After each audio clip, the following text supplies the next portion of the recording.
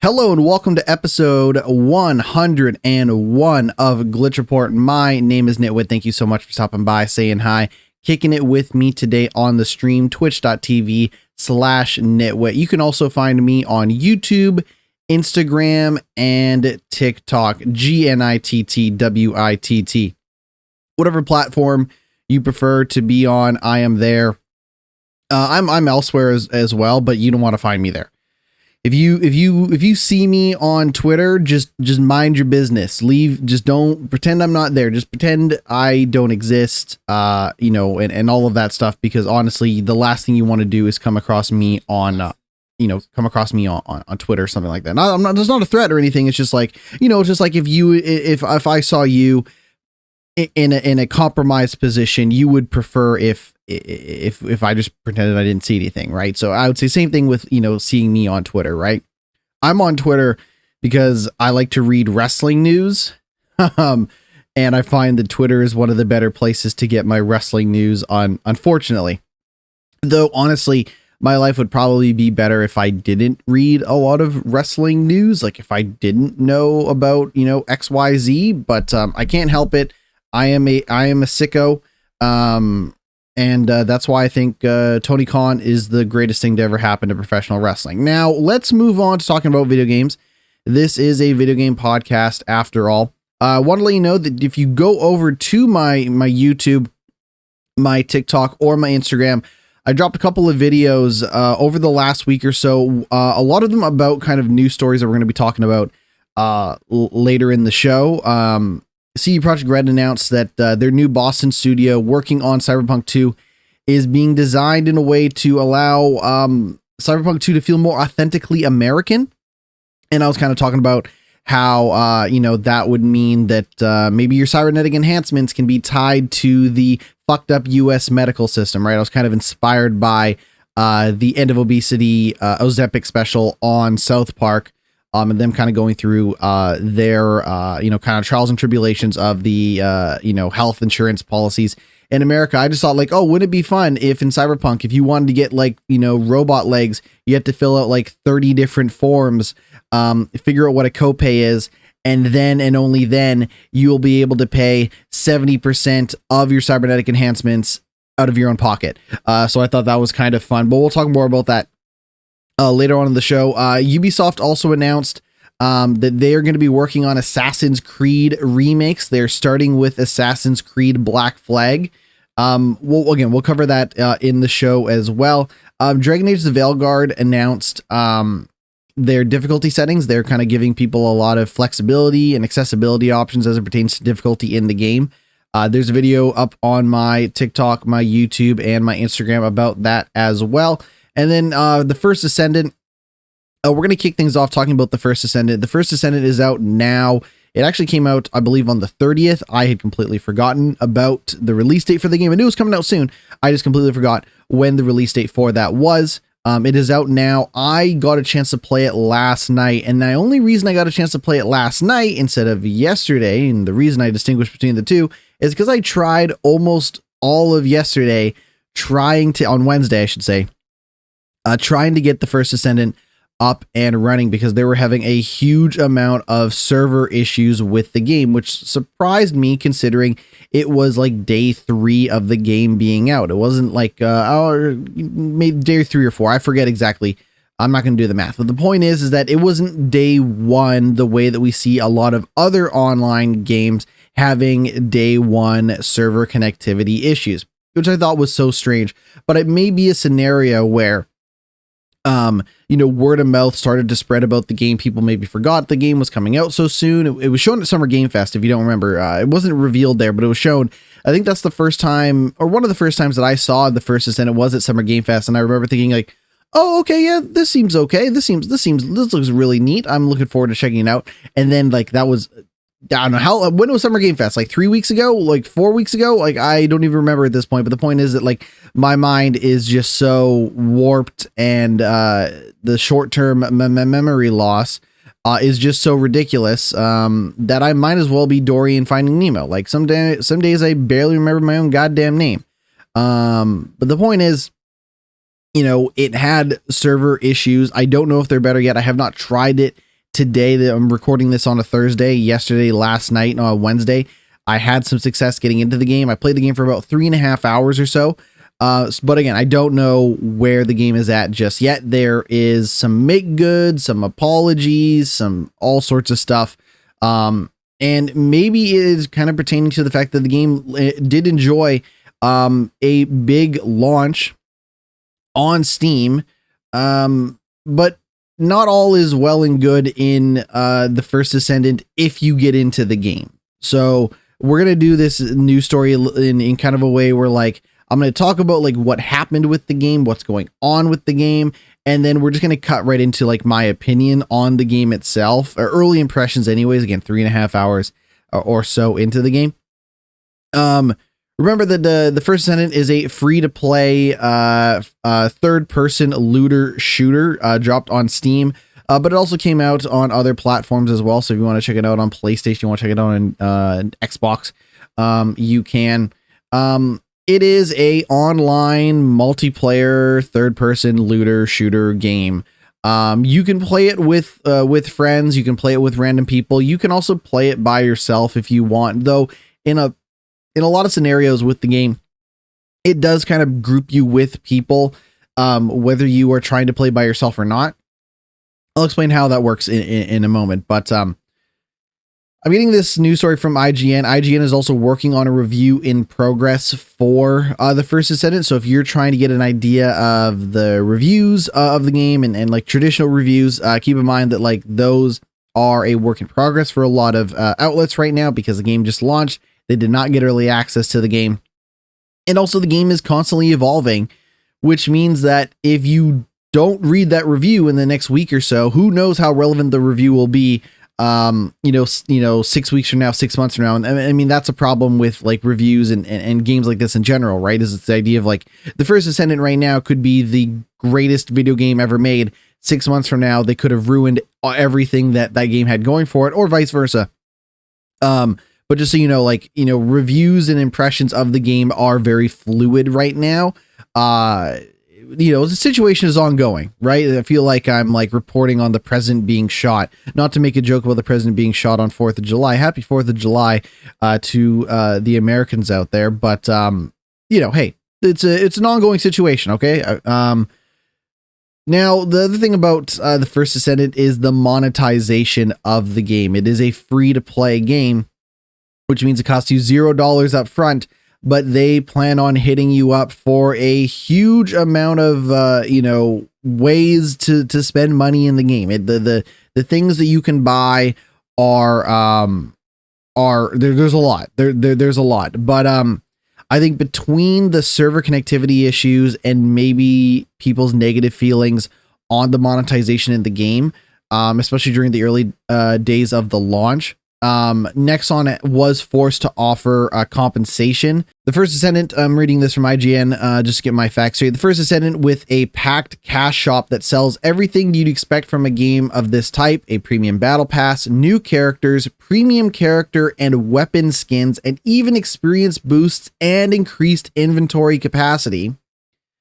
New characters called Descendants are sold for real world money, but the premium virtual currency, which is known as Caliber, is sold in bundles that come in just under the cost of a new character itself, forcing players to buy more virtual currency than they need and thus having some left over. Off the top of my head, I don't remember how much the new characters cost in the game, but I remember looking at the cost of the currency and being like, wow, you have to spend a lot of real money to get a lot of fake. You have to spend a lot of real money to get not a lot of fake money in this video game to then go buy an additional character, if that is your thing. And I gotta say, I think the bundles are super, super gross. So again, we'll share more of like the game itself in a moment, but even for a free to play game, I just think that like you should sell the bundles in a way that allow people to get exactly what they want. Right? Because if it ruins the goodwill, if at any point you realize that the player realize that this game feels like a scam or it negatively impacts your ability to want to buy money, to want to support the game, whatever, it is very easy to just walk away from the game entirely. And I think one of the reasons that it makes it so easy to walk away from the game entirely is because this is a free-to-play shooter, right? There are a lot of free-to-play shooters on the market. Not all of them are going to lean into the loot shooter aspect, the, light RPG elements that are in the game. Some games tend to lean more into competitive, shooting like Fortnite, or, some of them are first person like Destiny 2, or, some of them are not free to play, but still going for that same sort of thing like The Division 2 or Suicide Squad Kill the Justice League, right? So it's almost like this scenario where the competition is so stiff and so steep out there that if you were to say, walk away from one of these games, an easy, deciding factor in that could be the monetization. Now, Caliber, the premium currency, can only be attained by buying it with real world money or by buying the premium battle pass. There is currently no way to earn this premium currency for free in the game alone. While you can grind for new characters, you can save time by buying them. Now, I will say that you can earn resources. Basically, it's a scenario where like you go to a character in the game and they're like, hey, you want to get this? You pick a character at the start. You get 3 characters to choose from. You get one of them. And then you go through the story and eventually you will unlock a second character. I should say, at least for me, that second character was not one of the characters that I got a chance to choose at the start of the game. So it does seem like, hey, you will get a little bit of variety. Though I could easily imagine a scenario where by the time, I'm 3.5 hours in, I'm imagining by the time I'm like, 6, 12, 15 hours in, that there's a very good chance that I only have those 2 characters, because that's all the game allows you to get for free easily as part of the story, as part of the rewards program, the schemes, whatever they got going on. But you can grind for new characters, or you can save time by buying them. You can also pay to gain immediate access to an ultimate descendant. These other characters have better stats and an exclusive skin. However, you can expect to pay upwards of $55 for one of those characters. The other thing is that if you're trying to customize your character that you currently have with like a skin, it locks the paint schematic to that skin, meaning that if you want to reuse so basically you can get skins are basically like, oh, it changed the way the gun looks. It's the same gun, but it changed the way the gun looks entirely. The paint jobs apply a different layer of coloring to that skin. However, in the First Descendant, it also locks those paint jobs to that skin, meaning if you want to reuse that paint you've already obtained, perhaps through a premium battle pass, you have to spend real world money on it again. So if you wanted a black and gold gun, but you already applied that black and gold gun to some assault rifle, you have to get that black and gold paint all over again. Oh boy. Nexon has apologized to players who because and the reason they apologize to players is that people who have spent money on the microtransactions are having a tough time even getting them in some cases, at least at the start of the game. Nexon apologized to players who have yet to receive items they paid for by offering compensation. They stated, "We will continue to strive to provide a more stable service." They offered a 30% gold boost for 3 days. So like there are a lot of different currencies in the game. There's like so many like different things you need to get to upgrade the things that you want and all that shit. But like gold is like basically the free currency, one of the free currencies in the game. It is like the most basic currency in the game. Then you have Kuiper shards. Kuiper shards are basically like basically each gun and each piece of equipment that you have, you can apply different boosters to. And if you break down those boosters, you get Kuiper shards, which you can use to upgrade the boosters you keep and buy new boosters and all that stuff. Your Descendant, so they're giving you a gold gain boost. They're going to give you for 30% for 3 days. They're going to give you a Kuiper shard gain boost for 30% for 30 days. Sorry, for 3 days, excuse me. Your Descendant also gains experience points, so each Descendant has its own separate leveling system, meaning that if you switch back and forth, you will not have the same level for your Descendant, but you're going to get an XP boost of 30% for 3 days for that. You are also going to get a weapon mastery experience gain boost of 30% for 3 days, because the levels for the guns also level up too in this game.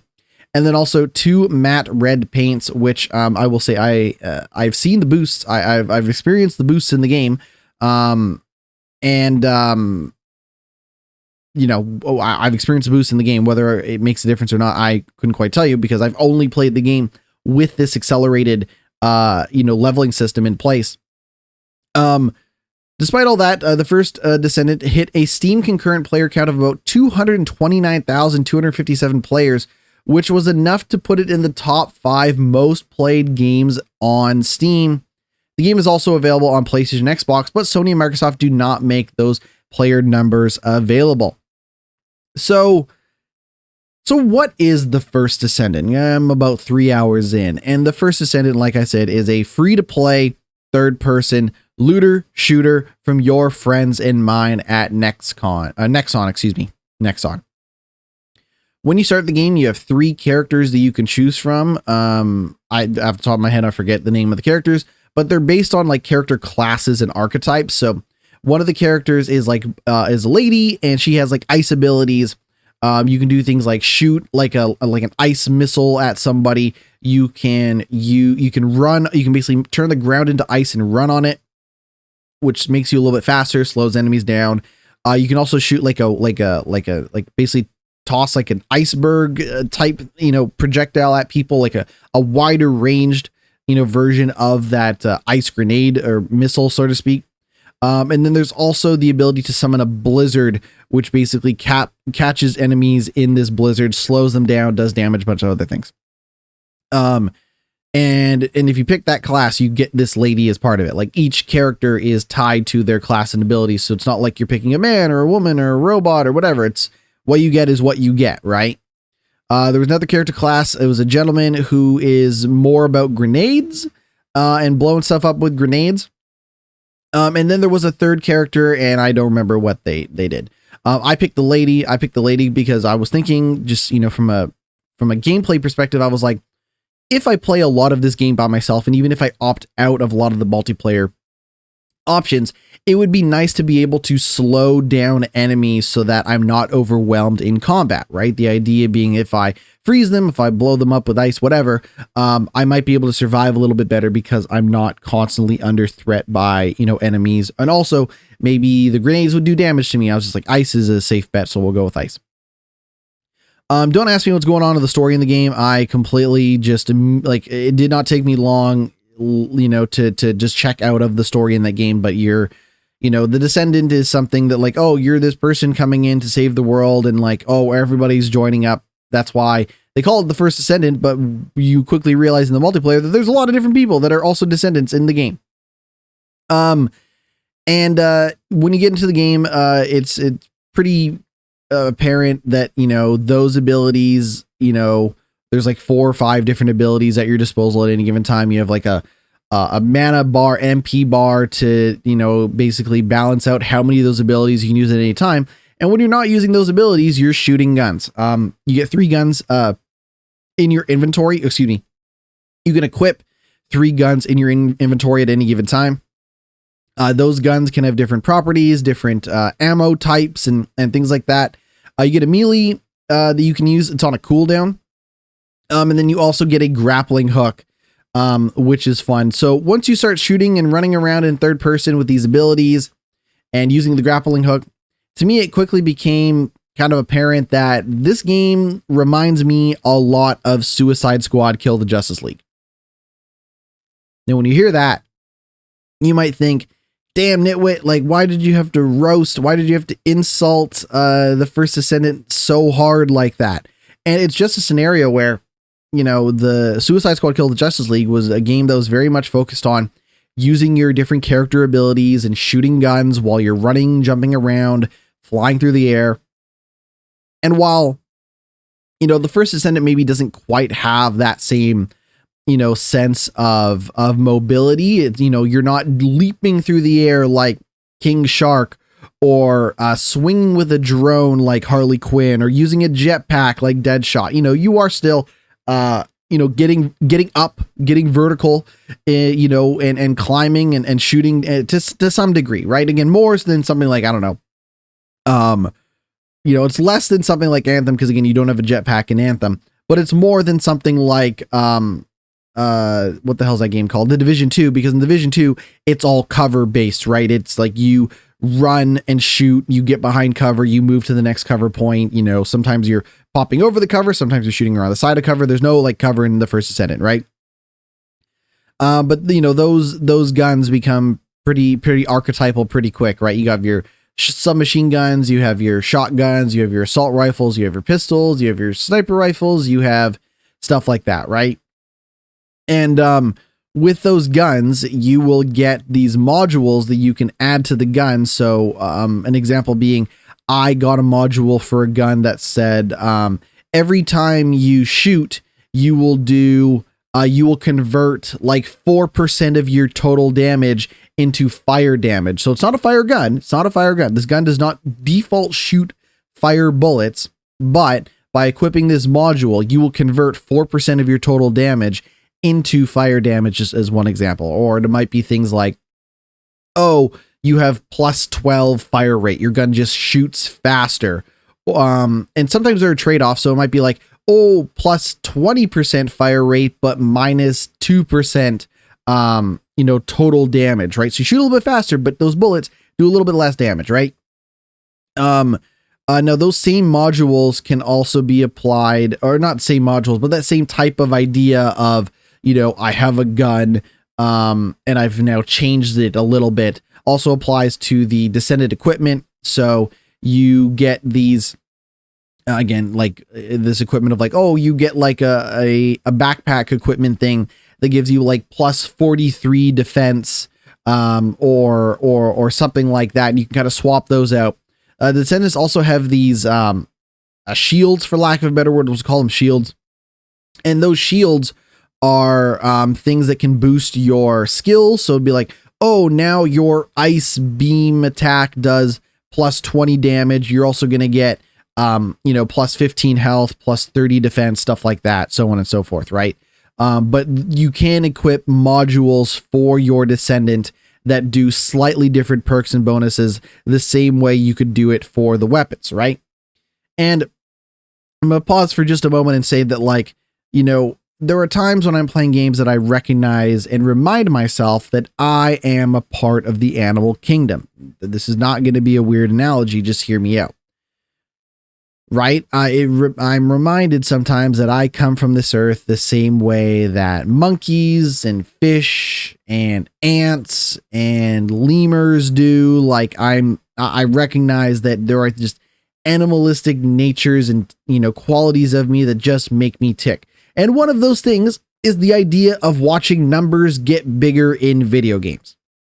So you can imagine that, even if this game maybe seems a little generic or whatever the case may be, you can imagine, me, GnittWitt, and maybe yourself as well, sitting there and being like, oh man, this shotgun I just upgraded the shotgun and now I have a better shotgun. Like, how cool is that? The numbers just went up, right? So in the First Descendant, if you think about the gameplay loop, really the idea is that you are shooting guns to do a couple of things. You are shooting guns to level up the gun that you're currently shooting. You are shooting guns to find better upgrades for the current gun that you're shooting, or you are shooting guns in the hopes of finding a better gun to replace the gun that you're currently shooting, right?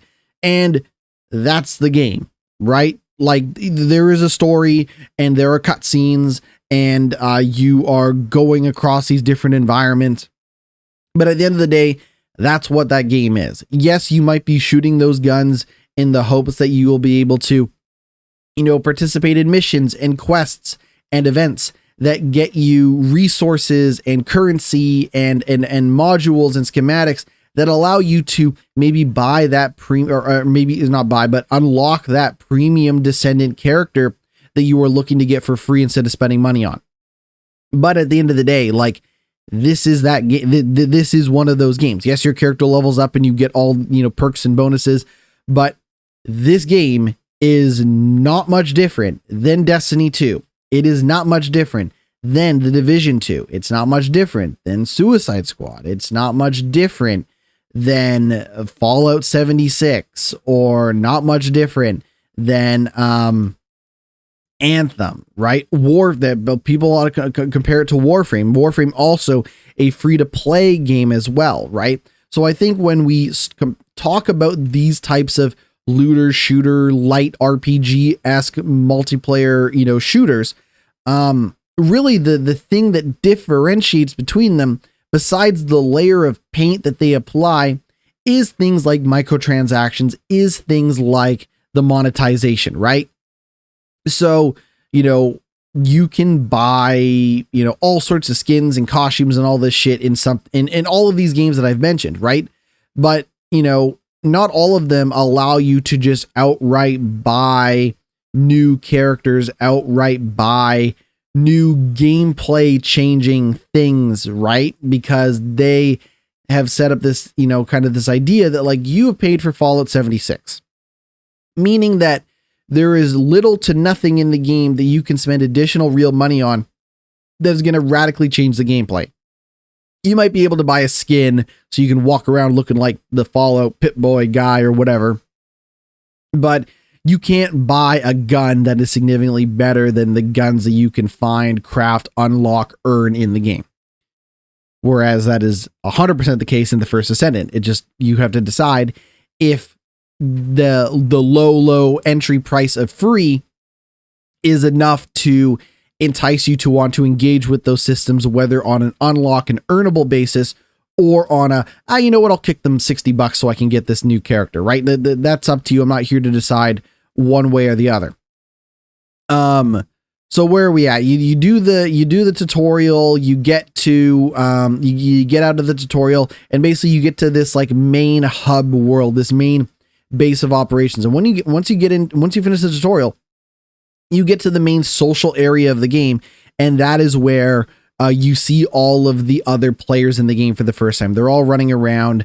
From that hub world, you can manage your inventory from like a storage container. So if you want to take stuff out of your inventory to save, put it in storage for safekeeping, you can.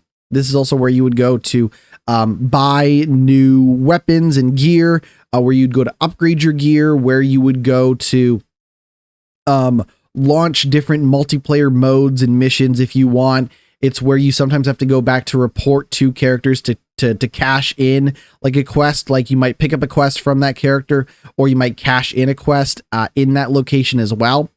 But there's no fighting. It's just you running around this environment, talking to people, seeing all the player characters, upgrading your stuff, whatever, right? I will say they do make it very easy for you to spend money in the game, because you can always spend money from the pause menu. Like there is no need to go back to the main base of operations to spend money if that is your thing. I'll say for the record, I have not spent any money in this game, so there's no, like, don't get me wrong, I've spent money in these other games before. Like I remember like playing Destiny 2 and being like, oh shit, I can get like a sick dinosaur costume, and then I bought it and it didn't do anything different. I just looked at a dinosaur and I was like, fuck yeah, now I look like a dinosaur. And was it money well spent? I'll leave it up to you and God to judge me on that. Point is, you're in that social area, you're picking up quests, you're talking to people, and then eventually you get back into the basically then it becomes obvious what this type of what the kind of the makeup of the game is. And the makeup of the game is there are these different environments, these different, kind of places in the world that you will fast travel to. And it's not an open world game. Like once you're in the combat, this is not an open world game. I would consider this more of an open zone game. So the difference between like open world and open zone is like you can run from one end of the New York City map or the Washington DC map world in something like the Division from beginning to end, right? You can just run from one end to the other, right? Whereas in Destiny, when you load into a planet, it is a section of the world that you can explore, right? It's not the whole planet that you are exploring. And that is how they're doing it in the First Descendant. So you enter a area, and it's actually weird because even within the area, there are still subsections of that area. So it's almost a scenario where like they couldn't even make the zone that open. Instead, you have to go between the like basically you enter an environment, and that environment has like 4 different zones that you can enter. Sometimes you have to unlock those zones as part of the story. But from there, you will find endless enemies to shoot at and run around in. You'll see other players running around shooting those enemies. You can start different side missions and story missions from that area. You can also repeat a lot of the same side missions. So, you know, one of the missions that I did was like, oh, you're gonna run to these 2 checkpoints in this open world zone area. You're going to stand in the circle, and you're going to shoot enemies as they try to enter the circle. And you're going to do that for about 2 minutes. And once you've done that, you're going to pick up a bomb, give it to one of the robots that's standing kind of in the middle of this area here. You're then going to run to the other circle, stand in that circle, shoot enemies at the end of the circle for 2 minutes, wait till the timer counts down, take that bomb, give it back to the robot. The robot's going to blow up something, and then your mission is complete. And like that whole thing takes like, I don't know, 5 minutes, like 6 minutes, right? Like nothing too crazy. I have played missions and objectives, type, story stuff that have been longer. I was definitely in a story mission type thing where like basically we're running through like what's basically a dungeon, for lack of a better word. We're running through this, this linear path, shooting enemies. And then by the time we get to the end of it, we sometimes when you're doing these like dungeons, you'll be running through it with like a group of people. You can play by yourself, but trust me, these things can be like, when it takes 20 minutes to run through a dungeon, you're going to be glad you had other people just to help shoot the enemies, for you, right? But the idea is that you would run through this environment, shooting enemies, sometimes stopping along the way to activate computer terminals or stand in circles or do that sort of thing to break up the gameplay just a little bit. And then by the time you get to the end of that dungeon, it usually ends with some sort of boss fight. And I remember doing one of those big boss fights, and it just took way too long. It was just, it went on for what felt like way too long. It wasn't super difficult. The boss would often bring in other enemies to help them, which is great because when you shoot enemies, you get ammo back. So the game definitely wants, from like a game design philosophy standpoint, the game definitely wants you to play aggressive, be aggressive, be aggressive, because if you don't shoot the enemies, you won't get health back because the enemy drops health packs. It's not a scenario where like you wait for your health to recharge or you use healing items. The healing items are dropped when you kill an enemy. The ammunition is dropped when you kill an enemy. So you really have to be, I'm not saying it's hard or anything like that, but you have to be, shooting shit to get the shit that you need to get to continue to shoot the shit that you need to get. But anyways, the analogy stands as far as I'm concerned. But one of those boss battles, it was a scenario where like we had killed the enemy, that, kind of his enemy henchman so fast that we were slowly starting to run out of ammo. So we had to rely on using the abilities, which are on both a cooldown and have, energy that you need to recharge on top of that. So it just felt like a little bit of a slog, though I have also fought other bosses where the whole mission is just the boss battle. So when you enter that level, the boss is already there and you shoot them and they have weak points and all this stuff. But what I'm saying is when it comes to the open world or the open zones, those zones, like more of those zones open up in that environment as you complete all the different missions in that environment. So you'll start on one end of the open zone, and by the time you're done, it'll open like maybe another path for you to go down. And that's a separate, part of the zone that you can explore. Again, cut off from the previous zone you were in. You cannot walk from one end of the zone to the other.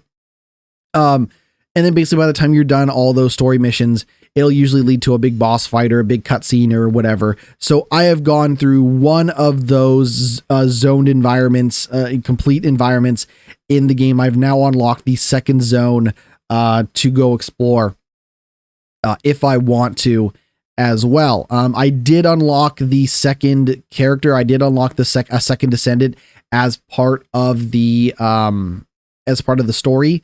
It's basically a character that it's a scenario where like this character you keep talking to keeps asking you for help. Eventually you can unlock that character and then they join the fight and you can play as them if you want. I've not had a chance to play as this other character though.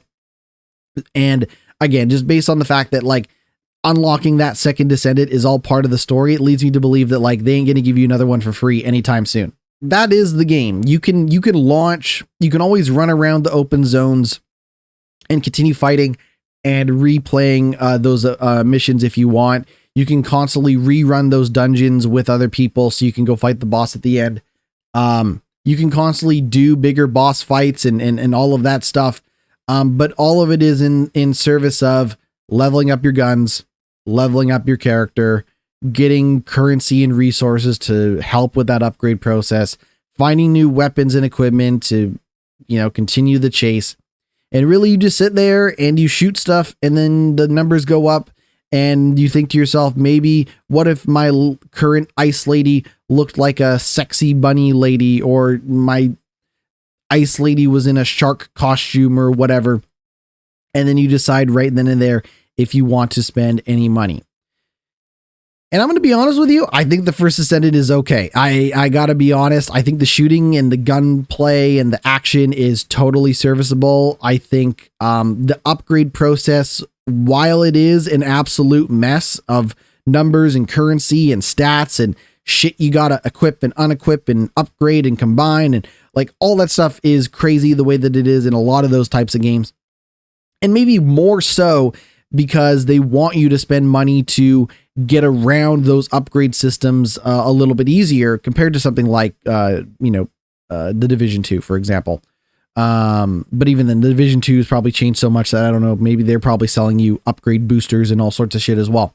But like, I was enjoying it. Like when I got a new level, I was like, oh, hell yeah. I'm like mastery rank 3. And this means that I have slightly better characters and all this stuff. And I'm curious to go see what that other character plays like. I think the other character's name is Bunny. She's a sexy bunny lady and with a gun. And I think she does electrical damage. So that would be kind of interesting to see how that is. But like it rubs the lizard part of my brain. I'm like, yes, I want a better shotgun. I got a better shotgun. Now I got an even better pistol. And it just works on me. I'm not saying this game is great. I'm not saying it's amazing. And I'm not even saying that I'm going to commit a lot of time to playing it. But as of right now, once I finally got into playing the game, like I think it is okay. Like it just does. Well, I'll tell you this much. I'm glad that this game is free. And that I'm not spending any money on it, because this isn't not much different from something like Suicide Squad Kill the Justice League. So to me, like if you were looking for that, I know the Justice League is an open world game, more traditional open world game. I know that it has the story and setting that you know and love from the people at Rocksteady, the Batman Arkham people. It has that going. It has things going for it that the First Descendant doesn't. But for free, I think it's okay. I really can't complain. There'll probably be more updates from me about the First Descendant next week on the podcast, because the First Descendant is also not the only new game that I played this week. It is just the most recent game that I played this week. But hey, if you can connect to the game, you can download the game. Also, that's the other thing, is like recommending games in general is a little weird these days, but recommending a free to play game in general is also weird, because it becomes a scenario of like, what do you have to lose by checking out the First Descendant? Your time. Maybe you waste even more time downloading the game, and maybe you don't like it. Now, if the First Descendant, if you don't like the idea of playing a online third-person shooter where you get better loot and equipment, then completely ignore everything I said about the First Descendant and never touch it, right? And it's not your thing. But it's free to play, and you can play a lot of it by yourself if that is your thing, and you don't need to talk to people. And when you do play with other people, it's easy to just work together as a team. You don't have to think a lot about it. There's not a lot of coordination needed, right? But if that's not the type of game, if you prefer more of a competitive experience, then yes, go play something like Fortnite, which is also free to play. But as far as I'm concerned, I think the First Descendant is decent. The microtransaction stuff, the monetization is super gross, but as of right now, I've not hit a part in the game where I feel particularly inclined to spend money on things that change the gameplay and improve the gameplay, or things that are cosmetic, like in the case of the character skins and weapon skins and paint jobs and all that stuff. We're going to take a break. When we come back, we're going to get to some more news. So stick around. We will be right back. Welcome back to the podcast. I continue to be GnittWitt. This continues to be Glitch Report. Multiple Assassin's Creed remakes are on the way, as confirmed by Ubisoft. Now, a report last year claimed that Black Flag was being remade. We just didn't know that there were other Assassin's Creed games as part of this. Black Flag, if you don't know, is Assassin's Creed 4. That's the pirate one. Not to be confused with the other Ubisoft pirate game, which is Skull and Bones, which Skull and Bones started out as a spin-off Assassin's Creed Black Flag game because of its focus on ship combat and pirate and booty and all that stuff. But Ubisoft CEO Yves Guillemot was asked what Assassin's Creed players can expect from the series in the future. Yves Guillemot replied that the series would see a variety of games in the coming years, including numerous remakes. I am getting this news story from Video Games Chronicles. As always, shout out to Video Games Chronicles, but this news is actually coming in part from an interview that Ubisoft had on their website.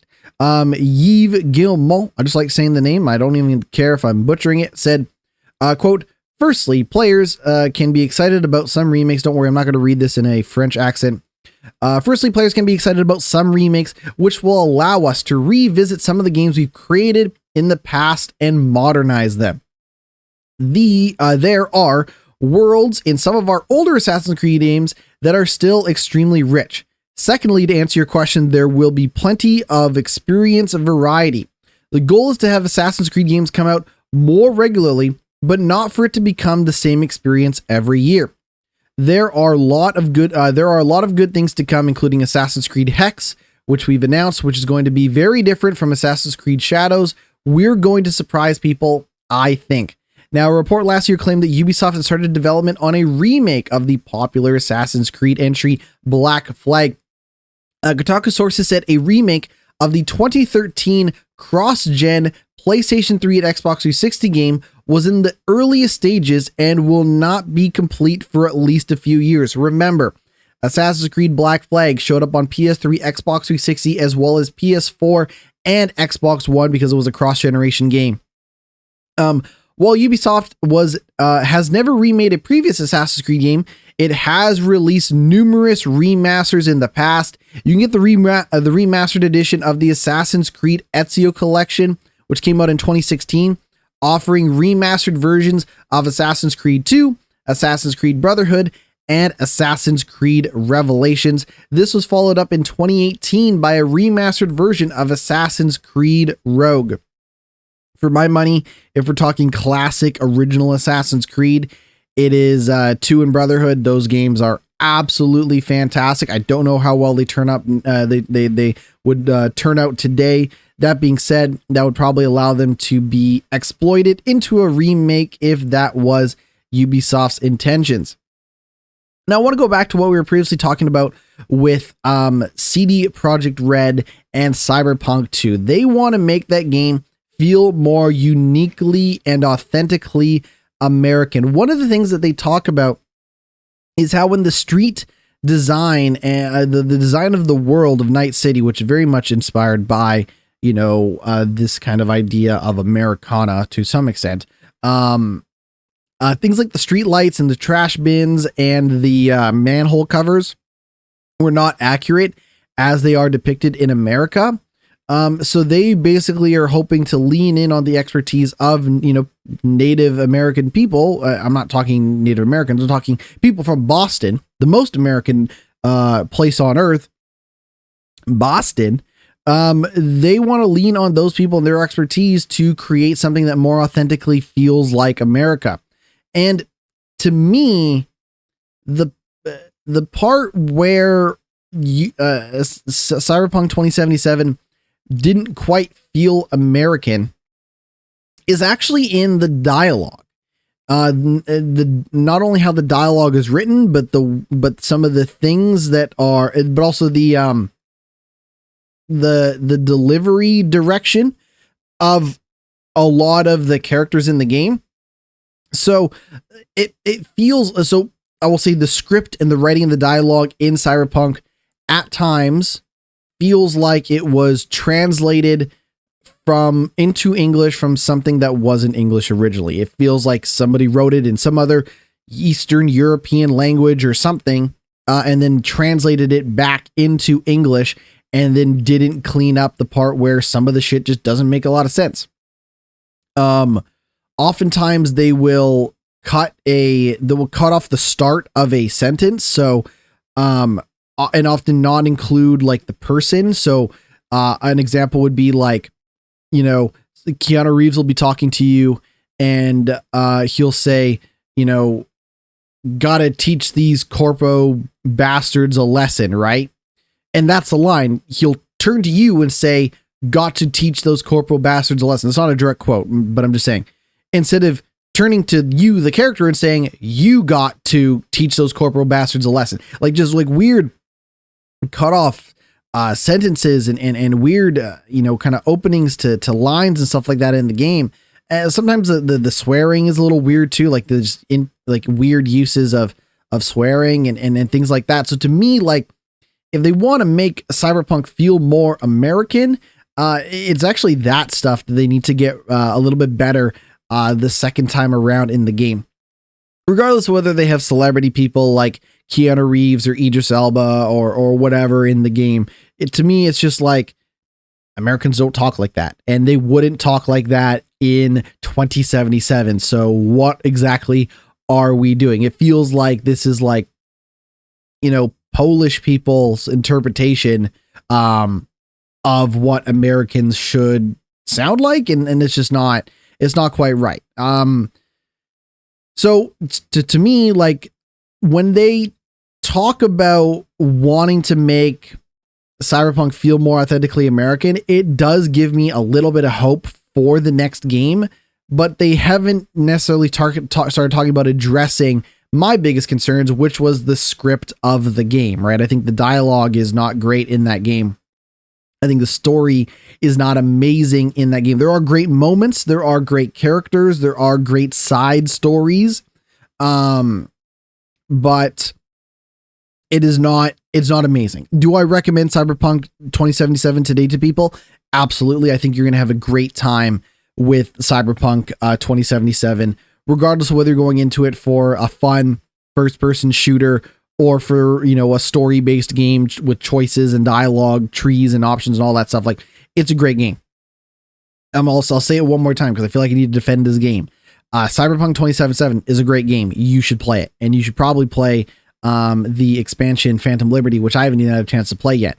Point is, it's a great game. There are some weird glaring issues with that game that still haven't been addressed, like the writing and dialogue, but maybe they will get it right the next time with Cyberpunk 2.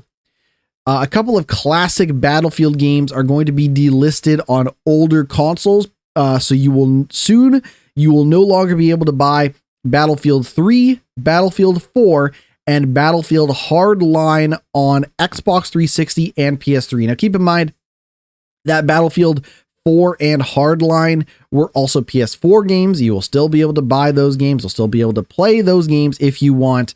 Hardline, if you remember, Battlefield Hardline is a fucking weird game, man. It is the weirdest Battlefield game they have ever made, because instead of it being, modern military or, historical military like they've tried to do in the past, right? Battlefield 3 and 4 are like, for all intents and purposes, modern military, right? Battlefield 1 is World War 1. Battlefield 5 is World War 2, right? Battlefield 2040, whatever we're on now, is, near future combat. Battlefield Hardline is cops. It's just cops and robbers, dude. And it came out at a time when people were really starting to think about, and criticize. I mean, people have always thought this and always, had conversations about this.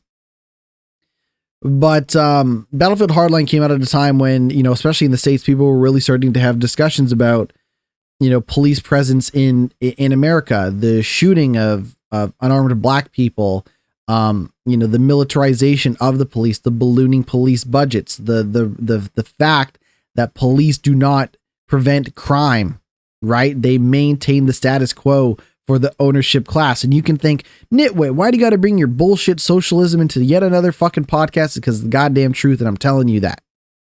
But at least in Battlefield 3 and 4, they don't try to pretend that it's something other than it is, right? It's just you get to play the war machine, you get to simulate the war machine, the war industrial complex, all that stuff. You can just shoot shit in various parts of the world, blow shit up, have a good time. But a Battlefield Hardline, it's like, yeah, but what if you were a cop? And what if we allowed you to like flash your badge at enemies in the story mode so you can have them surrender before you mercilessly gun them down and all this shit? And I played through Battlefield Hardline. I'm not saying it's a bad game, but it's weird and it just sticks out like a sore thumb amongst the other Battlefield games. But regardless, later this month, July 31st, you will no longer be able to buy Battlefield 3, 4, and Hardline on Xbox 360 and PS3. Online services for those games are ending November 7th later this year. What else we got? Yes. It wouldn't be a Glitch Report podcast if we didn't talk about layoffs in the industry. I'm always saying lay off the layoffs, damn it. But that's not stopping. And it's not stopping with your friends and mine at Ubisoft, who are laying off dozens at their Toronto studio. 33 developers have been laid off at Ubisoft Toronto, one of the studios behind the upcoming Prince of Persia: The Sands of Time remake, which, if you remember, Prince of Persia: The Sands of Time was re-debuted at the Ubisoft Forward event during Summer Game Fest, and they had nothing to say other than whatever the trailer was, and then 2026. And I remember thinking, what are they doing? They shouldn't have even bothered. Talking about this game, especially because the Prince of Persia: The Sands of Time remake was announced in 2020. Now, usually when they announce games, this is what I wanted to say. Usually when they announce games, even in the case of Prince of Persia: The Sands of Time, they had been working on the game for some time. You don't want a scenario where you announce a game and then 6 years later it comes out. That's not what you want. You want to announce a game and then in 6 months to 2 years it comes out, right? Which means we should have had Prince of Persia: The Sands of Time a long ass time ago, but here we are still talking about that game. Why is it? Why? Between Skull and Bones, Beyond Good and Evil 2, and Prince of Persia: The Sands of Time, why does Ubisoft keep doing this where like it takes forever for these games to come out?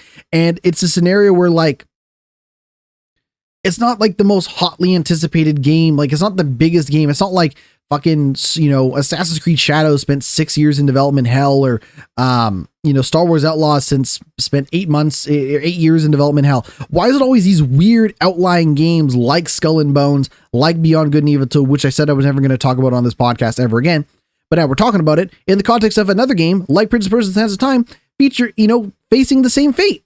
Oh my God. And now they're going to lay off 33 people. You're going to need all fucking hands on deck to get Prince of Persia: The Sands of Time out the door in time for 2026. But what do I know? I'm just a man with a podcast. I hope everybody lands on their feet. Best of luck to all those affected.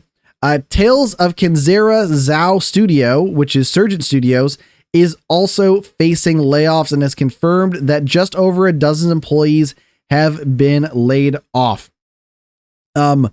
Multiple former developers have been posting to LinkedIn that their time working at the studio is ending.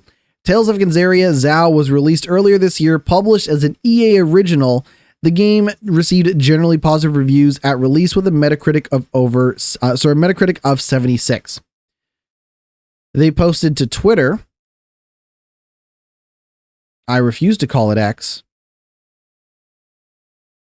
With this statement saying, unfortunately, Surgent has joined the growing number of game studios impacted by layoffs this year, with just over a dozen people affected. It is a difficult time in the game industry, but we remain incredibly proud of our entire team's work on Zhao and of the praise that it received from critics and players alike. Our focus now is on supporting those affected, continuing our work on Zhao, and looking to the future with our next creative projects. Which I am surprised there's an S at the end of that, considering they're letting people go after only putting out one game. I didn't play Tales of Kenzarea Zhao. That was a game that was kind of helmed by the voice actor who Abubakar Salim, the actor known for his work on House of Dragons and Assassin's Creed Origins. He plays the main character in Assassin's Creed Origins, the main character, Bayek, almost escaped my name. But like, here's the thing about Tales of Kenzarea Zhao is it came out just after Prince of Persia: The Lost Crown came out. It also came out right around the time of that Rogue Prince of Persia game, that rogue-like game that Ubisoft also put out. And there used to be a time when not a lot of these Metroidvania, 2D action adventure platforming games were coming out. Now it seems like they're coming out every goddamn week. And I just feel like, unfortunately, even with the personal story attached to it, even with the names that they had attached to the development team, even with the backing of EA Originals, it didn't seem like this game sold very well. And a 76 on Metacritic is nothing to sneeze at. A lot of game developers would probably kill for a 76 out of 100 on Metacritic, but unfortunately did not seem to set the world on fire either. So we were talking about the First Descendant, right? And how, you can play it as a cooperative game and all of that stuff. If that is your thing, if that interests you, of course you can play a lot of it by yourself if you want to. But an interesting little bit of info just dropped. More co-op games were, and here's the thing, the reason why we often get a lot of this data from Steam is because Steam releases a lot of this information, right? If Microsoft or Sony or Nintendo released a lot of this information, we would be referring to them.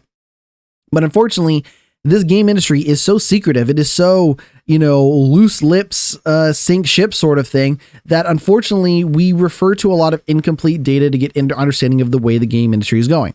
So I'm not picking on Steam. I'm not talking about Steam because I'm a PC gamer or any of that stuff. Like I would talk about any of this stuff. It's just that Steam releases this information. This information is more readily accessible. So you can infer based on incomplete information where the industry is heading if you want, if that is your thing. But more co-op games, more cooperative games were released on Steam last year than in any other year. And they're also referring to Helldivers 2 and Pal World, set to make 2024 a record-breaking year for co-op titles. There's also that Chained Together game that just came out as well on Steam. I have not had a chance to play that. Now this is from Video Game Insights, which notes a growth in a number of co-op games being released and a number of them being sold.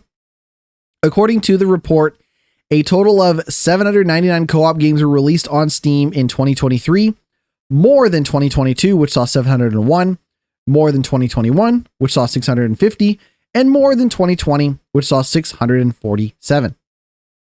This number is roughly in line with the total number of games released each year overall, with 5.7 of the games released in 2023, 2022, and 2021 being co-op games. However, the report finds that even though many players turned to co-op games in the wake of the COVID-19 pandemic, co-op games continue to make up a large percentage of the total games sold on Steam. Last year, of all the games sold on Steam, 36% were co-op games. Even if you can play it by yourself, even if there's other multiplayer modes, we're talking games that feature, co-op, right? The report notes that 2024 is set to buck the trend with nearly half of all Steam games sold, 46% to date, featuring a co-op element. While these numbers are clearly skewed by the success of Pal World and Helldivers 2, which combine account for 75% of co-op games sold this year so far, the report also notes that even among smaller indie titles, co-op titles tend to sell better. According to the report, the average co-op game sells around 400,000 units on Steam, whereas the average non-co-op game sells, the average co-op game sells around 40,000 units on Steam, whereas the average non-co-op game sells 5,000. It also notes that the bottom 25% of co-op games sell twice as well as the bottom 25% non-co-op games, and the top 25% of co-op games sell more than 300,000 units over their lifetime. In total, 106 co-op games on Steam have sold more than 5 million units over their lifetime. According to the report, developers who add co-op features to the game can benefit in numerous ways. Players who want to play with their friends will help to sell multiple copies, and standout moments are more likely to be shared on social media. It also suggests that co-op games make for more entertaining content during live streams, and their gameplay loops tend to be fun for a longer time. And if you're wondering why they don't make as many dedicated single player story based games, that's why. The numbers don't lie. I hate to sound like fucking Scott Steiner, but the numbers don't lie. Now, that doesn't mean that games can't have a dedicated single player story mode, or option for, a majority of the game to be played in single player story mode, whatever the case may be. But even stuff like Elden Ring, has co-op in it and all of that stuff, right? Some of the biggest stories of Elden Ring have been about people playing and working together to defeat bosses and all of that stuff. Again, you can play the game totally by yourself. That is your thing. No problem. And other games are going to allow you to do various amounts of co-op if you want, right? You think about Fallout 76. You can play a lot of that game by yourself, but they make it very easy for you to play with other people, even if you're not the most social cat. Like that's the thing for me is I really don't want to talk to people in games. I really don't want to listen to other players in games. But if it allows me to get through the game easier by playing with other people, even if I just ignore what they do and just work on the same goal together, I don't mind doing that, right? And maybe that's just like a me thing. I'm sure there are other people that are like die in the wool. I just want to play my stories and I just want to play my single player games. And I don't really care about this multiplayer. I don't want to see another person. I don't want to think about other people. I want to do whatever. And that's totally, totally fine. Nothing wrong with that. But the fact is that a lot of those games will give you the option to play by yourself to a large degree, up to 100%, if that is your thing. But the numbers don't lie that co-op games, probably more so than even competitive games and single player story games, tend to be the most popular games out at the moment. But let's talk about a little story-based game for a moment. Dragon Age: The Veilguard. More details about Dragon Age: The Veilguard coming out all the time. BioWare out there talking that shit about the game. And they have decided to discuss the difficulty settings that are available in the game.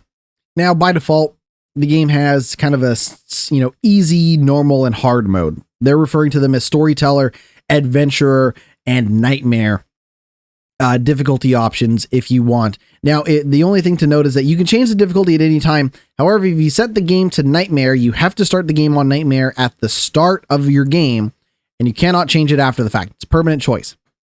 However, there is another option in the difficulty called Unbound. And Unbound is going to let players customize their gameplay experience by making adjustments to how wayfinding and combat timing works. There's also aim assistance and an auto aim option. Players can also choose how much damage they wield and take from enemies. There's even an option for a no death mode as well. Director Corinne Bush, I butchered that name, told Game Informer that none of these options are a cheat. It's an option to make sure players of all abilities can show up. And I shouldn't do this. I really shouldn't do this, but I slapped my microphone again. I was noticing on social media the reaction to this news story. The reaction to this news story was really disappointing, in my opinion. A lot of people were super negative about the idea of optional difficulty settings in Dragon Age. Let me see if I can just pull up some examples here. So, the Eurogamer wrote this story. A lot of people wrote this story. Dragon Age: The Veilguard, their headline reads, Dragon Age: The Veilguard difficulty options let you turn off death and manually adjust manually adjust enemy health. And one of the comments for the game, one of the comments under the story is, just don't even play the game at that point. Someone else wrote, wrap me in cotton wool because video game life is just so tough. Let me see if I can find another story about Dragon Age the Veilguard here, because again, like I just saw a lot of comments, and I'm not saying every comment was this, but so many comments were just so upset, so triggered by the idea that you would be able to adjust the difficulty setting in the game and to the point where it'll allow you to make it easier. And I think, and this is why I kind of took to TikTok and YouTube and stuff like that to kind of express my opinion, which is that I would much rather, people be able to play that game however they want. If they want to make it, because here's the thing to know. I know people can't fathom the idea that different people play different video games for different reasons, looking to get different experiences out of those games. But that's exactly true. Nobody is sitting there picking a game because like, I want to do what everybody else did. Like, that's just not how it works, right? There are people that play, Elden Ring because they really like the story or they really like the world, right? And maybe they don't care that much about the boss battles or the combat. They just want to explore the world, right? There are people who probably are playing the First Descendant because it's a great way to just talk to their friends and casually game and not really think about anything else. They almost use it as like a hangout session more than it is a particular game, right? But there were just so many people talking shit about the difficulty options in Dragon Age the Veilguard. It really just kind of blew me away. It kind of blew me away, and I was so disappointed to see that, because to me, like, I want to beat video games. I want to beat video games. Let me rephrase that. I would like to complete video games. To me, beating them and completing them are the same thing. For other people, there is that sense of accomplishment. I don't feel a sense of accomplishment beating a game. Like, very rarely am I ever like, wow, I can't believe I finished that. I'm so glad I did it. It's more like, hey, I enjoyed the story. I enjoyed this experience and I'm glad it's over with and I can move on to something else. I'm not out here with some fucking rock hard dick being like, oh my God, I just get so fucking juiced when I beat a boss battle. Like, I don't give a fuck, dude. I don't give a fuck. Guess what? There are people out there whose dicks only get hard when they beat like a boss battle in Elden Ring, to which I say more power to them. Sorry to put that image into your mind. But people who make video games know that if you allow for optional difficulty, you can attract a wider range of players. And again, in the case of Dragon Age the Veilguard, it's totally optional. You can make the Dragon Age the Veilguard as easy or as difficult as you want for yourself. Now, I will say this about optional difficulty settings in games. And I was thinking this when they added the optional difficulty settings to Starfield. I like it when a game rewards you for making the game harder. So an example is in Starfield, I think you get additional experience if you make the game harder. In Marvel's Midnight Suns, you can get additional character experience points and additional like customization currency and stuff like that if you play the game on a harder difficulty, right? It isn't just, hey, it's going to be a harder experience. It's also, hey, we will give you better rewards for playing on a harder difficulty. Stuff like Diablo 4 also does it. There are plenty of games that do it, but not enough in my opinion, because if you're going to make me, if you're going to allow me to play it on a harder difficulty, I would like some incentive. I don't just want the same experience, but harder. Give me a reason to play it on a harder difficulty. Shit, even stuff like trophies and achievements can sometimes be enough to encourage people to play on a harder difficulty. But to just sit here and say, oh, why don't you just have the game play for yourself? Oh, why are you even bothering playing the game? Oh, why do you want to play on baby mode? Why do you want to do this? Like, fuck off. Like, fuck off. They make hard games for people. They already make games that cater to people that want the hardcore experience. Why do you think Elden Ring and the expansion is as popular as it is because it is catering to people that want a hard difficulty. Yes, there are things you can do to learn about the game, to prepare yourself, to make the game easier, to find items and abilities and upgrades to, allow you to do more damage or have better health or whatever. But at the end of the day, like, it is a hard game and they've marketed it as a hard game. At no point was Dragon Age the Veilguard marketing itself as some hardcore, fucked up, complicated and punishing action game. It just wasn't. And those games already exist. In fact, I would argue that no point in any of the Dragon Age series did they go out of their way to try to make a complicated and, punishing and challenging experience for any of the games. So I find it a little disappointing that people can't think about other people for a moment. And I'm not like talking about like empathy. Like, I'm not even talking about basic human decency. I'm just talking about the idea that if you and I both pick up the same video game, that you and I might be getting into it for different reasons and are having different expectations about what they can expect from the experience of that game. And the fact that people can't even do that and instead, like, real human beings take to Facebook and just say like, oh, just put it on bitch baby mode. Like, you are a father. You have a family, and really you're taking your time and energy to complain about the difficulty in Dragon Age the Veilguard, a game that isn't even out yet and has optional settings to make it as hard as you want. Like, if you want that, put your dick in a bear trap difficulty experience, like, I'm sure Dragon Age the Veilguard will give you a punishing experience if you want, but not everybody wants that. Okay? I don't know how else to say this. Not everybody wants that experience. And we won't even know how effective those difficulty settings are until the game comes out later this year. So let's move on. Resident Evil 7, the director of Resident Evil 7, Koshi Nakanishi, has announced that they will direct Resident Evil 9.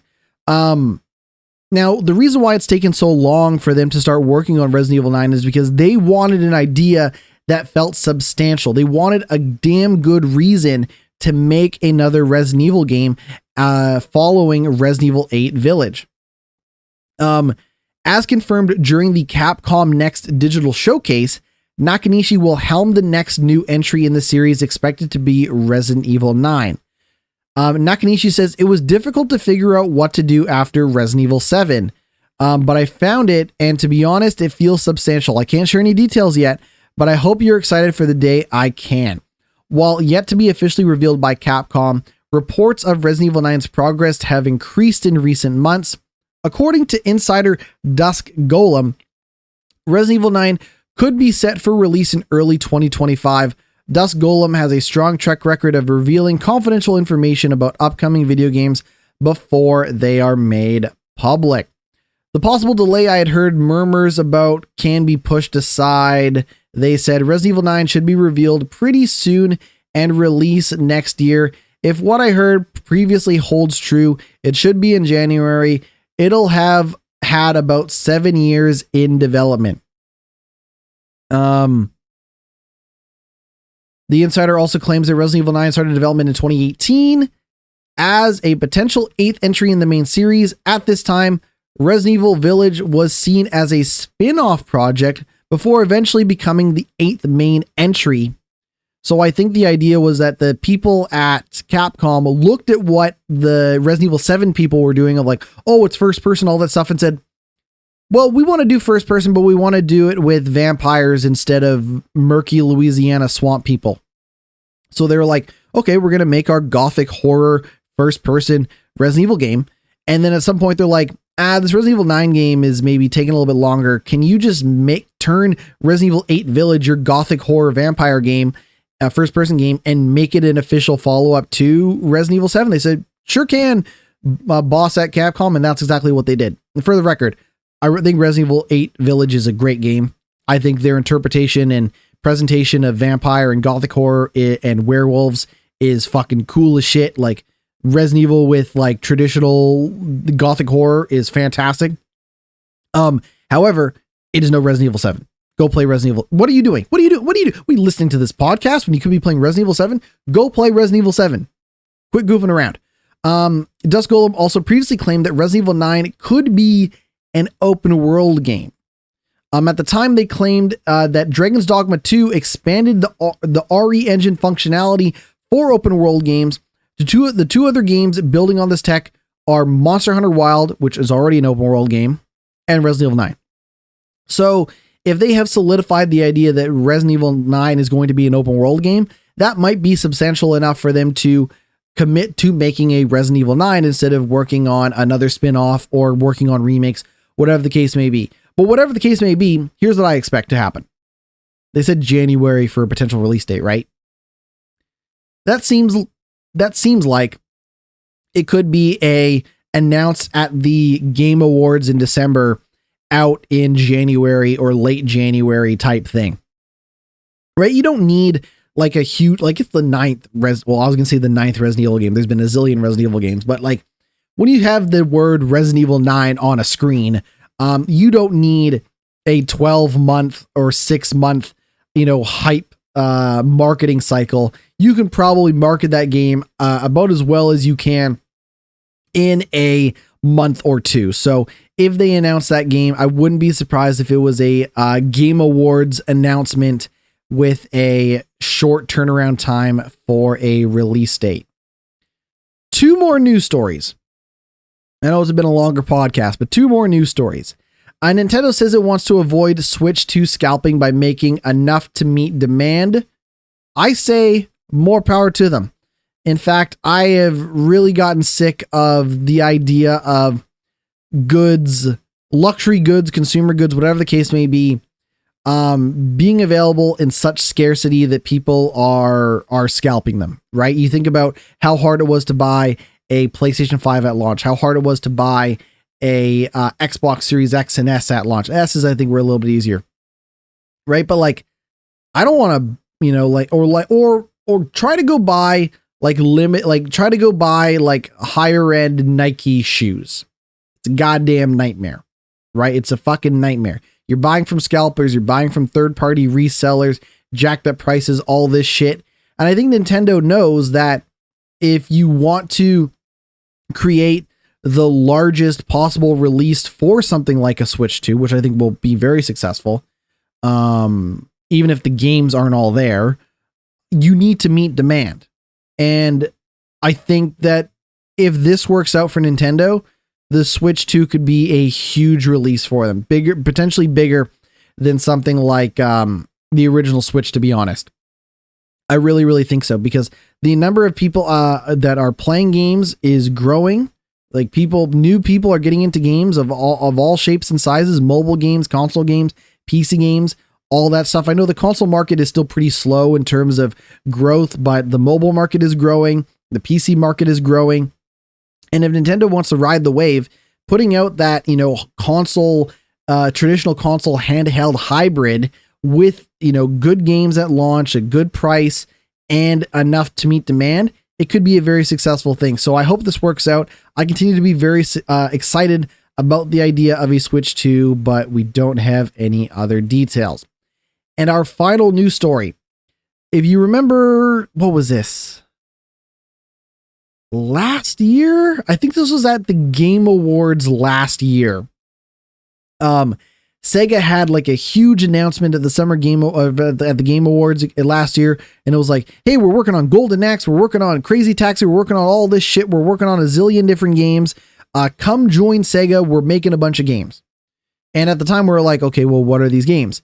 And they're talking now about the Crazy Taxi reboot, which they have described as a massively multiplayer driving game. The new Crazy Taxi game is being developed by Sega's Sapporo Studio, which was established in December of 2021 and helps with the development of various Sega games. And a new recruitment video. So that's the other thing. It's like the details around this game were not even mentioned in like a traditional ad or trailer for the game. It was part of a recruitment video to get people to join the studio. Published in Japanese. Producer Kenji Kano, who was the director of the original Crazy Taxi game, and other members of the development team share new details on the reboot. According to the video, the development team is currently testing adapting the classic Crazy Taxi gameplay, which has players transporting passengers to destinations as fast as possible, into a game world with multiple players. The rebooted Crazy Taxi will take place in a large, realistic city based on the United States West Coast with, quote, a theme park-like map, according to the video. Job listings offer further details describing the Crazy Taxi game as a new major online title with an open world and massively multiplayer driving game elements. According to the listings, Crazy Taxi is being built in Unreal Engine. They also announced Jet Set Radio, Streets of Rage, Golden Axe, Shinobi as part of their new game entry series. The original Crazy Taxi enjoyed some success as an arcade game in 1999, but became far more popular when a home version was released for the Dreamcast in 2000, ultimately becoming the third best-selling game on the console in the US. The game has seen several sequels and spin-offs, but the last entirely new main entry in the series was Crazy Taxi 3 High Roller, which was released 22 years ago as an Xbox exclusive. Whew. Told you we were going to get through the news. We're going to take one more break and we're going to talk about the other games that I've been playing. Stick around. We'll be right back. Welcome back to the podcast. I am GnittWitt and we have your final segment, which is games that I've been playing, or more specifically for this week, games that I've been playing that aren't the First Descendant. So this might sound a little crazy, might sound a little wild, but the First Descendant is not the only new game that I have been playing this week. I have been playing another game, maybe not quite as new as the First Descendant, but I've been playing and I've played through and I've completed. I beat this game. The game is done. I have finished this game in the course of a week. I played a game called Still Wakes the Deep. Came out on the 18th of June, so not that long ago. Developed by the Chinese Room, and Still Wakes the Deep is a first-person horror adventure game. If you've never played any of these type of games, similar to something like Amnesia, similar to something like Outlast, there's no combat in this game. And when, the horror stuff does show up, the only real options you have is things like stealth, hiding, escaping, crouching, waiting for the thing to pass you by, stuff like that. And when I say the thing, Still Wakes the Deep is the thing with the twist. The twist being it's Christmas 1975 and you are on a Scottish oil rig. And when I mean Scottish, I mean this game is the most Scottish video game I have ever played. The amount of times I've heard shite and all sorts of other Scottish swear words. And they also drop the C word a lot, which I'm not going to say. I'm not that type of cat. But, it is the most, it's a period. You don't see a lot of period pieces in games, the way you would movies or something, which is fine. I'm not saying that you have to always try to replicate a certain time and place, but I thought it was really effective to be okay, I'm on this oil rig. It's not a nice and fancy oil rig the way you might imagine oil rigs today are. And it's Christmas time and it's 1975 and everybody's Scottish. It's just a very effective time, place, and setting in Still Wakes the Deep. And the premise is that it's the thing. And the reason why it's the thing is because on this oil rig that you have shown up to, you play as this character Kaz, and he is working on this oil rig as an electrician. And he's there for a couple of different reasons. Life maybe hasn't worked out the way he imagined it would. He's maybe got some shit going on, and that's why he's on this, on this oil rig working as an electrician. And on this oil rig, you guys, your team of people start drilling, and in the middle of the Scottish, off the Scottish mainland. And you drill a little too deep, if you know what I'm saying. And upon drilling too deep, you unleash this horror deep in the ocean that starts to take over the oil rig. And I won't spoil necessarily, Too much about the game, because I will say this, it is an incredibly short game. Like, it is a first person, story based narrative game and all of that stuff. But it is incredibly short. I beat Still Wakes the Deep in about 5 hours. I 100, well, I didn't like get all the trophies, but I beat that game in about 5 hours. Not a short game. I'm sorry, not a long game whatsoever. I got it on Game Pass, so keep that in mind. Is that for me to play a game in 5 hours, I feel pretty good about it because I played it on Game Pass. It is Still Wakes the Deep is available on other platforms if you would like. It's on Xbox, it's on PlayStation, it's on Steam if you don't have Game Pass or something like that. My understanding is that if I go to the PlayStation Store, because I don't actually know how much this game is, or actually I got Steam loaded up here. Let's see here. How much is Still Wakes the Deep? Still Wakes the Deep is like $45, $50. Okay, so that's maybe the thing I would say is like for a 5-hour game, that's a lot of money for a 5-hour game. If I'm being just totally honest. As a game that I got for free on Game Pass, it's fantastic. I thought it was a great time. I really enjoyed my time with Still Wakes the Deep. I found it to be like an incredibly gorgeous setting, like really high resolution, really good looking, fucked up oil rig and deteriorating oil rig, I should say, as the horror starts to take over and all that stuff. I said it was Scottish, incredible voice acting, like some of the best voice acting I have heard in games in a really, really long time. It's in English, but the characters will get into Scottish slang, Scottish swear words. It's almost like that game kind of feels like Scottish swearing 101 in terms of like, yeah, you can say shite and you can say the C word and you can say all this other stuff, but there are others like Scottish slang and words that kind of go in. When you play with the subtitles on, it will show you just like the regular English word instead of the Scottish word. So if you're reading the subtitles and you hear it, you'll just kind of have an idea of what they're kind of talking about. I believe that's how it works. I forget, maybe, you know what? Don't quote me on that. I forget maybe how the subtitles work. Subtitles are good. Incredible cast, like just a really strong sense of personality within those characters, even for as short of a game as it is. Great voice acting from the main character, like just really, really strong performances in that game. And again, what this game is a first person adventure horror game. You are incredibly linear, in terms of walking through the rig, couple of light puzzles, but usually the light, like the hardest the puzzles get is like part of the game is like, oh, this rig is like going down, like the rig is going to collapse and this bad shit is taking over the rig. So it's like, oh, engage emergency systems and stuff like that. But a lot of it is just traversing through the levels as the rig starts to, become compromised. Water starts to flow in. So there's a lot of the environment in which you're swimming through it. And I will just say this, like, it's a horror game. The horror that you are experiencing is pretty gnarly. It's a pretty gross, being that you see in the game.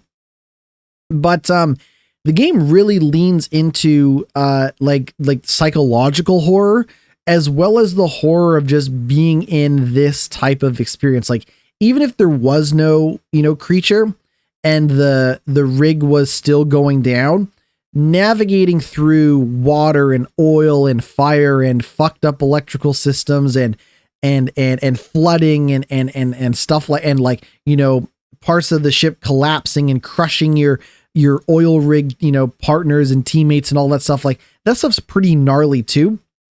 And the game does an okay balance of like, hey, this is just like shit that's happening when a rig is going down versus, oh my God, look at this fucked up creature horror thing, what it's doing to the people on the ship and stuff like that. And when I say the thing, I mean, it's a very isolating experience to be on this rig alone with like one or two teammates, talking to you in your ear, calling you over the phone, yelling from, another part of the world that you can't get to and stuff like that. It's a great looking game. It, fantastic, fire effects and water effects and all of that stuff. I will say it's also a pretty colorful game. The creature that you experience in it is really colorful. It's not just like this like flesh colored like elder god sea creature type thing.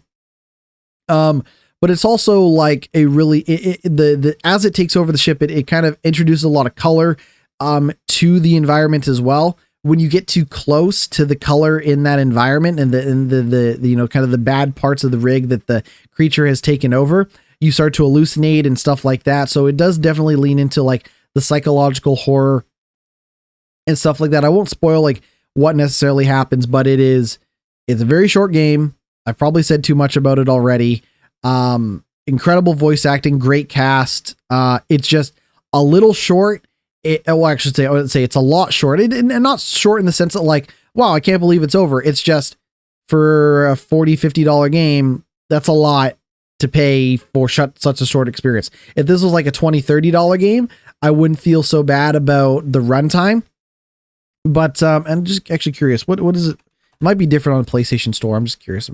Usually the PlayStation Store is where I go to check like console prices for games. Still waits.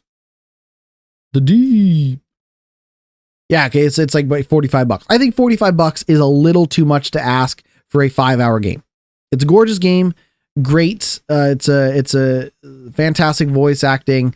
They advertise it as 6 hours of gameplay, but again, I got through it in 5, so your mileage may vary by an extra hour or two, but even then, I should mention it's all running. There's a lot of climbing. It's a lot of first-person climbing in the game. A lot of there's a couple times where you are doing a little bit of first-person shooting, but the first-person shooting isn't like weapons. It's like equip this fire extinguisher and take out the fire in this environment, and then swim. A lot of first-person swimming. Like it's all in first person, but there's no like shooting. There's no combat or anything like that in the game as well. Really enjoyed it. Again, just a fun time. I don't know if this will be like some like end of the year game that we talk about or anything like that, but really strong sense of place in terms of 1970s Scotland oil rig during Christmas time. Great audio and sound design. Great voice cast. Great soundtrack. It's just a good time, and I really liked being able to start and stop a game over the course of a week, in between the stuff that I've been playing, right? I'm still playing Marvel's Midnight Suns. I don't have anything new to report on with Marvel Midnight Suns, but enjoyed my time with Still Wakes the Deep nonetheless. It's just a scenario where it's like, I don't know if I'd recommend it on the kind of the idea that it is pretty short and it is pretty steep of a price for that short of a game. But if you get into it, whether it's on sale or Game Pass, whatever, and you are looking for an incredibly linear, a very just narrow and not even narrow, super focused. It's an incredibly focused and lean story-based first-person horror game. I think you can do a lot worse than Still Wakes the Deep, and I think it's a good time. Again, there are other games like it if you want to check out stuff like Amnesia, stuff like Outlast. Speaking of Outlast, Still Wakes the Deep does this thing where when the creature is chasing you, you're running and jumping and navigating through the world in first person. But there is a button that you can press. I think it's like one of the like L3 or R3. I think it's R3. When you press R3, the character continues to move in the direction that they were originally facing, but you can turn around and look behind you and you can see stuff like the creature chasing you, which is really, really cool. Some fun moments and kind of cinematic set pieces, right? Where it's like, I'm running through this fucked up, broken oil rig, and then I turn around and I see the enemy and it's like right behind me, or the creature, it's like right behind me. All this really cool stuff. Thumbs up for Still Wakes the Deep. I enjoyed my time with it. At the start of it, I was like, okay, like let's see where this goes. But eventually it hooked me pretty quickly, and it doesn't overstay its welcome. If anything, it is again a little short, but I enjoyed it. Thumbs up.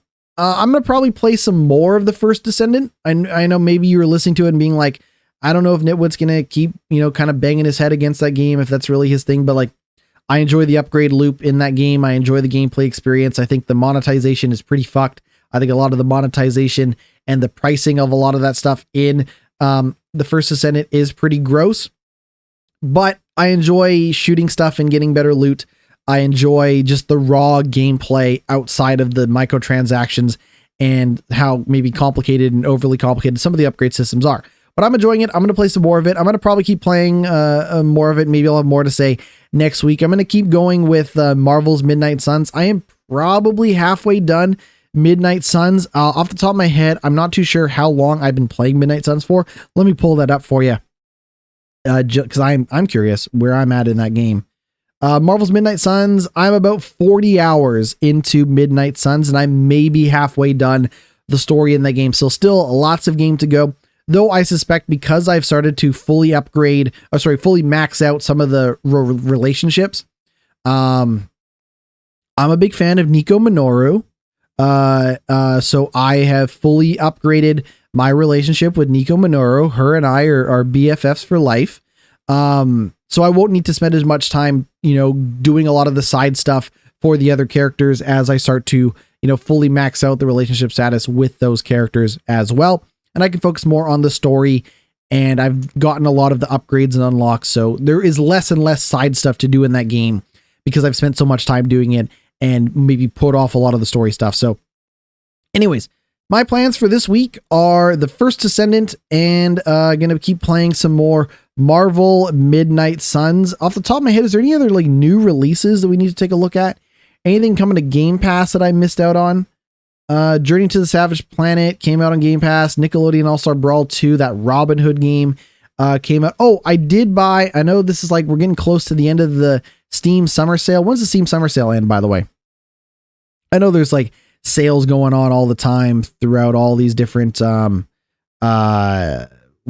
Okay, we got about one more week left of the Steam Summer Sale. That ends next week. So basically this time next week, the Steam Summer Sale will be over. If I end up buying some stuff, I will let you know. I will keep you updated on what I have spent my money on as it pertains to the Steam Summer Sale. But I'm going to let you go, let you get back to whatever games that you've been playing, whatever you got going on. I have been GnittWitt. You can find me on Twitch. You can find me on YouTube, Instagram, and TikTok. GnittWitt. You can also go to linktree.com if you need links to share people to my stuff. If you're like, hey, you should check out the podcast or whatever, you hit episode 101, he's still going. And I'm going to keep going, and I will see you all next week. Thank you so much for watching, hanging out, kicking it with me. Take it easy. Happy gaming. Stay away from the water. Keep cool. It's a heat wave coming. My understanding is it's hot. It's a hot one. We're entering the hot pocket of summer, and so keep cool, my babies. Take it easy.